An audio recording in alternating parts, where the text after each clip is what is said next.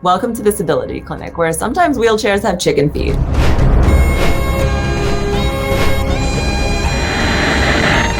Hi, my name is Dr. Van. I'm a Vietnamese woman with my long black hair up in a ponytail, wearing a white blouse, sitting in front of a colorful bookshelf. Joining me today is Kim, aka @Hobbit on Wheels. Kim, thank you so much for joining me. My name is Kim. I am a wheelchair user with short brown hair, wearing a red shirt that has little sunbursts on it, sitting in front of... I also have a bookshelf behind me, but it is covered by a sky blue blanket because my shelf is a hot mess and I don't want anyone to see that. Appreciate your honesty. Do you want to give an audio description of Selenia too? So Selenia honestly is me, but a lot cooler. She has the same chin-length brown hair. Her eyes are actually green, and she wears kind of like a tavern wench outfit, and in her hair she has a ladybug hairpin. And the wheelchair that she's in is the ultimate one-man band apparatus. The wheels, the outer part of it is a drum head, and stretched across the wheels, where normally there would be spokes, there are violin strings. The back of the chair is shaped to look like a treble clef, and up on the top, over her shoulder, there is a player piano mechanism. Love it. And what is Selenia primarily used in combat? She primarily uses her magic. Oh, love it.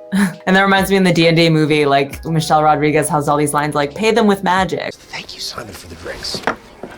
Oh, what? Just pay it with magic. I hate how everyone thinks that you can solve any problem with magic. Aside from being known as like a Dungeons and Dragons player, are there other facets of your life, identities that you hold? Yeah, I play D&D, and aside from that, I am a Twitch mod for one of my friends who he streams. Other video games or mostly role-playing, tabletop? The YouTube channel, right now we play a lot of Phasmophobia. It's a horror game where you go around haunted houses and you have to catch evidence of the ghost and figure out what kind of ghost it is. Ooh, that's awesome. I love spooky stuff. Oh, me too. So, I mean, I read some of your blog posts, you know, you've been very like outspoken and well-spoken about like disability representation or lack thereof in stories, fantasy, gaming. Do you want to talk a little bit about how you even just first got into gaming?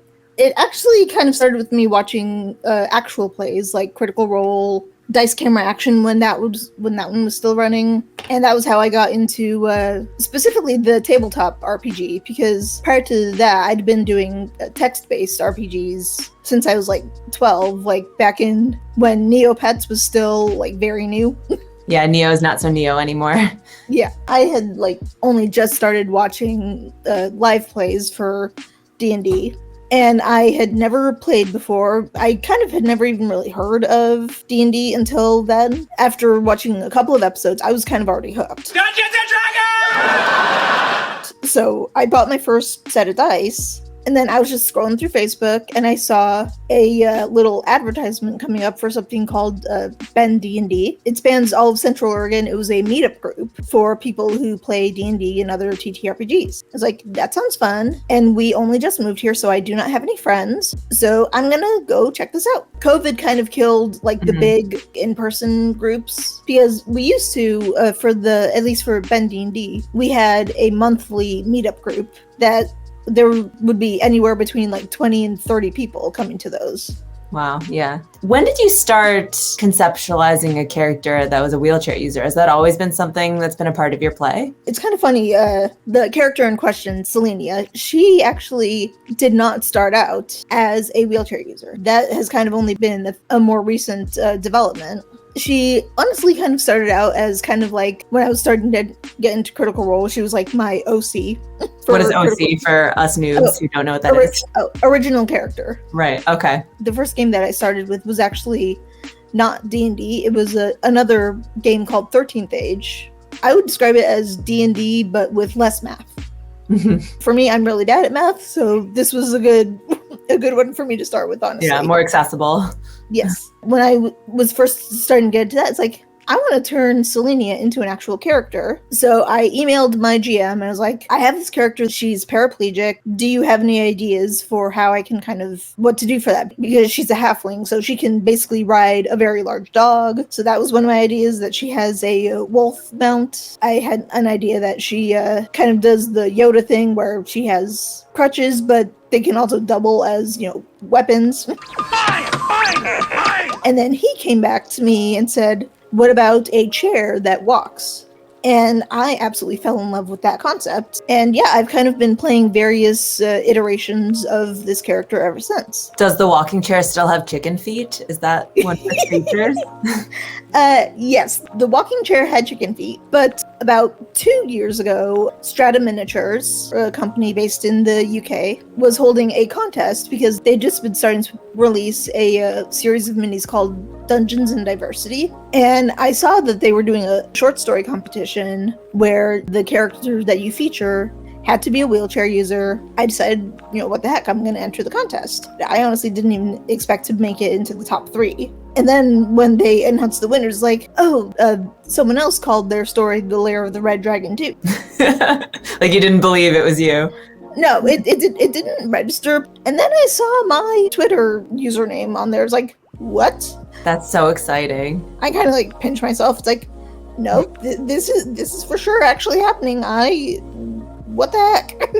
And what was the prize for the contest? The prize was the entire line of the Dungeons and Diversity minis, the Lair of the Red Dragon Epic Encounters minis. The grand prize was that the character featured in the story would have a mini made of their character.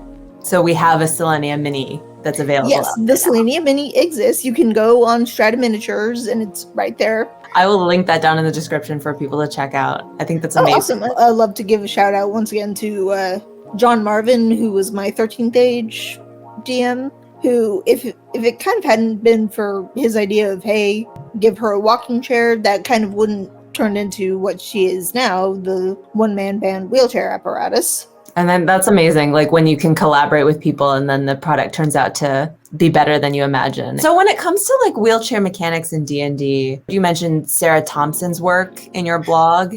Yes, Sarah Thompson, they are the ones who created the combat wheelchair mechanic and the items, the rules for everything. Absolutely brilliant work that they've done. That was the entire basis that I had for making the changes to Selenia's chair. It went from being, it walks around on chicken feet to it's a one-man band apparatus. And it's kind of funny, that is some of the backlash that I've seen about that. People going, well, disabilities wouldn't exist in Magic setting because Magic can just fix that. First of all, no, that is not how that works.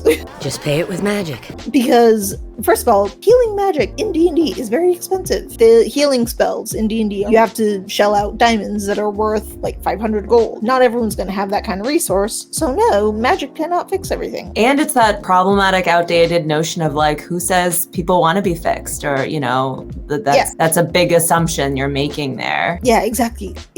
Cure culture. That cure culture scares me because it's this mindset of that people with disabilities need to be fixed. No, they don't.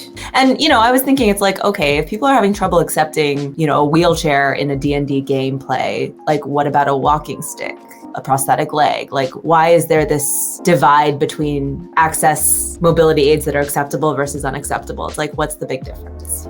I don't get it. Yeah, I have no idea. Funny enough, prosthetic limbs are an official item in D&D. There you go. So there's precedence. I love that, D&D is sort of a starting point for all types of creativity. And, really the boundary is whatever your imagination can come up with. But it sounds like there's still not yet an official recognition of this play style or mechanic. Is that right? It's not in D&D, there's no official rule set. And it's kind of unfortunate, really, that it hasn't been picked up officially for D&D yet, because I feel like it would be incredibly successful.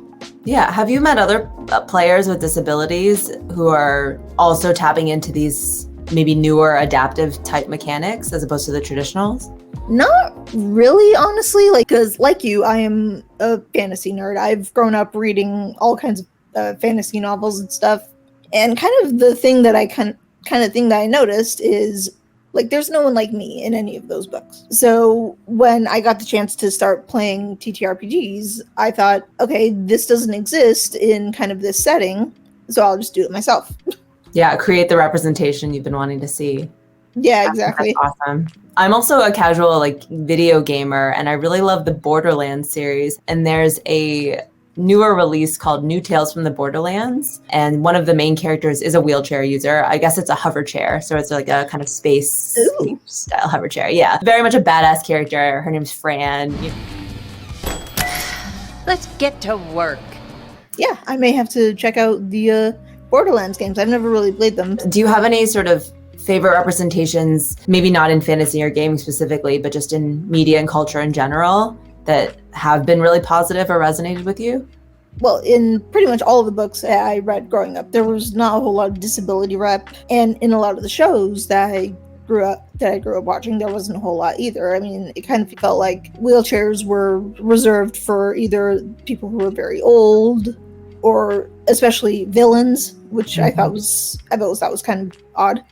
And the few times where it wasn't either of those, I felt there was a lot of either they were only around for one episode and then we never saw them again, or it was things like The Secret Garden, where he becomes basically cured of his disability at the end. Can do it. And it was weird take. Not sure how I feel about that. If you want to hear more conversations like this, hit that like button and subscribe to Disability Clinic for more accessible and entertaining education. Thank you so much for watching, listening, and learning.